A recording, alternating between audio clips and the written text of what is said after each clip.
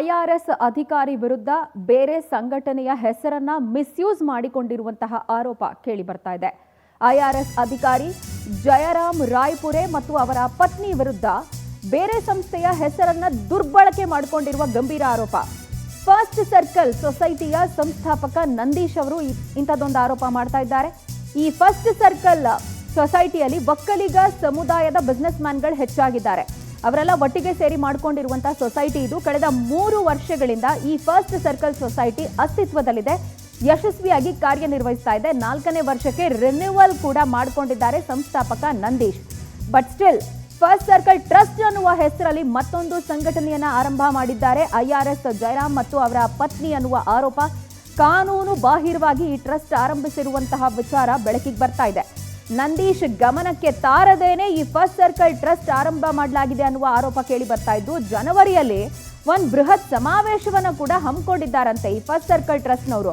ಹಾಗಾಗಿ ಈ ಕಾರ್ಯಕ್ರಮಕ್ಕೆ ಯಾರಾದರೂ ಹೆಸರು ಗುರುತು ಮಿಸ್ಯೂಸ್ ಅನ್ನು ಮಾಡಿಕೊಂಡು ಸಮಾವೇಶಕ್ಕೆ ಹಣವನ್ನ ಕೊಡಿ ಅಂತ ಹೇಳಿ ಅಪ್ರೋಚ್ ಮಾಡಿದ್ರೆ, ಯಾರಾದರೂ ಕೊಟ್ಟು ಹಣವನ್ನ ಕಳ್ಕೊಂಡ್ರೆ ಅದಕ್ಕೆ ನಾವು ಜವಾಬ್ದಾರರಲ್ಲ ಅಂತ ಹೇಳಿ ಫಸ್ಟ್ ಸರ್ಕಲ್ ಸೊಸೈಟಿಯ ಸಂಸ್ಥಾಪಕ ನಂದೀಶ್ ಎಚ್ಚರಿಕೆಯನ್ನ ಕೊಡುವಂತ ಕೆಲಸವನ್ನು ಮಾಡ್ತಾ ಇದ್ದಾರೆ.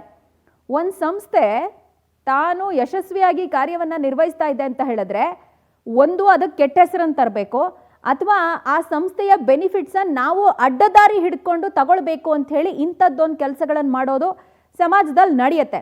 ಸದ್ಯ ಜಯರಾಮ್ ರಾಯಪುರಿ ಅವರ ವಿರುದ್ಧ ಕೂಡ ಅಂಥದ್ದೇ ಗಂಭೀರ ಆರೋಪ ಕೇಳಿ ಬರ್ತಾ ಇದೆ. ಅಕ್ಟೋಬರ್ ಅಲ್ಲಿ ಫಸ್ಟ್ ಸರ್ಕಲ್ ಸೊಸೈಟಿ ಟ್ರಸ್ಟ್ ಅಂತ ಒಂದು ಕ್ರಿಯೇಟ್ ಮಾಡ್ಕೊಂಡು ಪ್ಯಾರಲಲ್ ಒಂದು ವಾಟ್ಸಪ್ ಗ್ರೂಪ್ ಕ್ರಿಯೇಟ್ ಮಾಡ್ಕೊಂಡು ಎಲ್ಲ ಅಲ್ಲಿಗೆ ವರ್ಗಾವಣೆ ಮಾಡ್ಕೊಂಡು ಅಕೌಂಟಲ್ಲಿ ಗೊತ್ತೂ ಆಗಲ್ಲ ನಿಮ್ಗೆ HDFC ಸೊಸೈಟಿ ಅನ್ನೋ ಟ್ರಸ್ಟ್ ಅನ್ನೋ ಥರನೇ ಕಾಣುತ್ತೆ.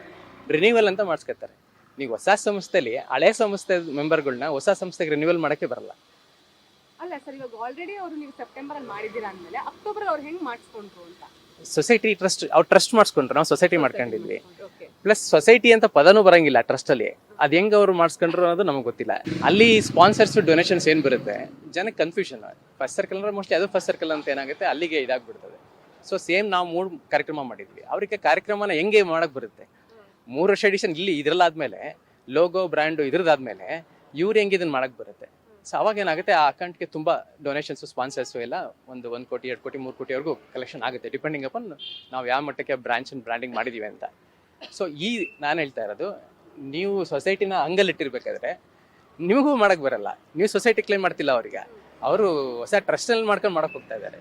ಸೊ ಅದನ್ನು ಮಾಡೋಕ್ಕೆ ಬರಲ್ಲ ಕಾರ್ಯಕ್ರಮನ. ಸೊ ಮತ್ತೆ ಇದೊಂದು ಸ್ವಲ್ಪ ಕೌಟುಂಬಿಕವಾಗಿ ಫ್ಯಾಮಿಲಿ ಕಡೆಗೆ ಶಿಫ್ಟ್ ಆಗ್ತಾ ಇದೆ. ಅವರ ಮನೆಯವರೇ ಟ್ರೆಷರಿ, ಅವ್ರ ಮನೆಯವರೇ ಇದು, ಮತ್ತೆ ಅವರೇ ಇದು, ಅವರ ಬಿಸ್ನೆಸ್ ಪಾರ್ಟ್ನರ್ಸ್ ಕೂಡ ಎಲ್ಲ ಸೇರ್ಕೊಂಡು ಒಟ್ಟಿಗೆ ಒಂದು ಟ್ರಸ್ಟ್ ಮಾಡ್ಕೊಳ್ತಾರೆ. ಬೇರೆಯವ್ರಿಗೆ ಈ ಬಗ್ಗೆ ಮಾತನಾಡೋದಕ್ಕೆ ಖುದ್ದು ಫಸ್ಟ್ ಸರ್ಕಲ್ ಸೊಸೈಟಿಯ ಸಂಸ್ಥಾಪಕರು ನಂದೀಶ್ ನಮ್ಮೊಂದಿಗೆ ದೂರವಾಣಿ ಸಂಪರ್ಕಕ್ಕೆ ಸಿಗ್ತಾ ಇದ್ದಾರೆ. ನಂದೀಶ್ ಅವರೇ, ಫಸ್ಟ್ ಆಫ್ ಆಲ್ ತಮಗೆ ಅಭಿನಂದನೆಗಳು. ಬಿಕಾಸ್ ಸಂಸ್ಥೆ ಹೆಸರಲ್ಲಿ ಯಾರು ಹಣ ಕಳ್ಕೊಳ್ಬಾರ್ದು ಅನ್ನುವಂತಹ ನಿಮ್ಮ ಕಾಳಜಿಗೆ ಅಭಿನಂದನೆ. ಆ್ಯಂಡ್ ಇದರ ಜೊತೆಗೆ ಸರ್ಕಲ್ಲು ಅಥವಾ ಒಂದು ಸೊಸೈಟಿ ಯಶಸ್ವಿಯಾಗಿ ನಡೀತಿದೆ ಅಂತ ಹೇಳಿದ್ರೆ ಈ ರೀತಿ ದುರ್ಬಳಕೆ ಮಾಡ್ಕೊಳ್ಳೋರ ಸಂಖ್ಯೆ ಕೂಡ ಹೆಚ್ಚಾಗುತ್ತೆ. ವಿಷಾದನೀಯ ಇದು. ಏನ್ ಹೇಳ್ತೀರಾ ಈ ಬಗ್ಗೆ? ನಮಗೂ ಇದು ಬಹಳ ಆಶ್ಚರ್ಯ. ಒಂದು ಸಂಸ್ಥೆನ ಒಂದು ನಮ್ಮ ಕಮ್ಯುನಿಟಿಗೆ ಒಂದು ಒಳ್ಳೇದಾಗ್ಬೇಕು, ನಮ್ಮ ಉದ್ಯಮಿಗಳು ಬೆಳಿಬೇಕು, ಮತ್ತೆ ಉದ್ಯಮ ಬೆಳೆದ್ರೆ ಎಲ್ಲರಿಗೂ ಅನುಕೂಲ ಆಗುತ್ತೆ ಅನ್ನೋ ರೀತಿನಲ್ಲಿ ಇದನ್ನ ಮಾಡಿರ್ತೀವಿ. ಆದ್ರೆ ಆಶ್ಚರ್ಯ ಅಂದ್ರೆ ಒಂದು ಫಸ್ಟ್ ಸರ್ಕಲ್ ಸೊಸೈಟಿ ಅನ್ನೋ ಹೆಸರನ್ನ ಈಗ ನಾವು ಏನು 2022 ರಿಜಿಸ್ಟ್ರೇಷನ್ ಆಗಿದೆ. ಈಗ ಫಸ್ಟ್ ಸರ್ಕಲ್ ಸೊಸೈಟಿ ಅನ್ನೋದು 2025 ರಿಜಿಸ್ಟರ್ ಆಗಿದೆ. ಆ ರಿಜಿಸ್ಟ್ರೇಷನ್ ಅನ್ನ ಇಟ್ಕೊಂಡು ಆ ಹಳೇದನ್ನ ಬ್ರ್ಯಾಂಡು, ಲೋಗೋ ಮತ್ತೆ ಅದರಲ್ಲಿ ಬೆಳವಣಿಗೆ, ಏನೋ ಒಂದು ಸಂಸ್ಥೆ ಕಟ್ಬೇಕಾದ್ರೆ ಬಹಳ ಒಂದು ತುಂಬಾ ಕಷ್ಟಪಟ್ಟು ಕಟ್ಬೇಕಾಗಿ ಬರ್ತದೆ. ಅದು ಎಂತ ಎಫರ್ಟ್ ಇರ್ತದೆ, ಆ ಎಫರ್ಟ್ ನ ಈಗ ದುರ್ಬಳಕೆ ಮಾಡ್ಕೊಂಡು, ಆ ಬ್ರ್ಯಾಂಡ್ ನ ದುರ್ಬಳಕೆ ಮಾಡ್ಕೊಂಡು, ಯಾಕಂದ್ರೆ ಫಸ್ಟ್ ಟೈಮ್ ಮಾಡಿದಾಗ ನಿಮ್ಗೆ ಯಾರಿಗೂ ಗೊತ್ತಿರಲ್ಲ, ಬ್ರ್ಯಾಂಡಿಂಗ್ ಆಗಿರ್ಲ ಗೊತ್ತಿರಲ್ಲ, ಅದ್ರಲ್ಲಿ ಯಾವ್ದೇ ತರದ್ದು ಬೆಳವಣಿಗೆಗಳಾಗಲ್ಲ. ಏಕಾಏಕಿ ಇದರ 2025ಕ್ಕೆ ಹೊಸ ರಿಜಿಸ್ಟರ್ ಮಾಡ್ಕೊಂಡು ಮತ್ತೆ ಅನಧಿಕೃತವಾಗಿ ಇನ್ನೊಬ್ರನ್ನ ಪ್ರೆಸಿಡೆಂಟ್ ಅಂತ ಸಭೆ ಎಲ್ಲ ಮಾಡ್ಕೊಂಡು ಅದನ್ನ ಮಾಡ್ಬೇಕಾದ್ರೆ ಟ್ರಸ್ಟ್ ರಿಜಿಸ್ಟರ್ ಆಗಿರಲ್ಲ, ಏನು ರಿಜಿಸ್ಟರ್ ಆಗಿರಲ್ಲ.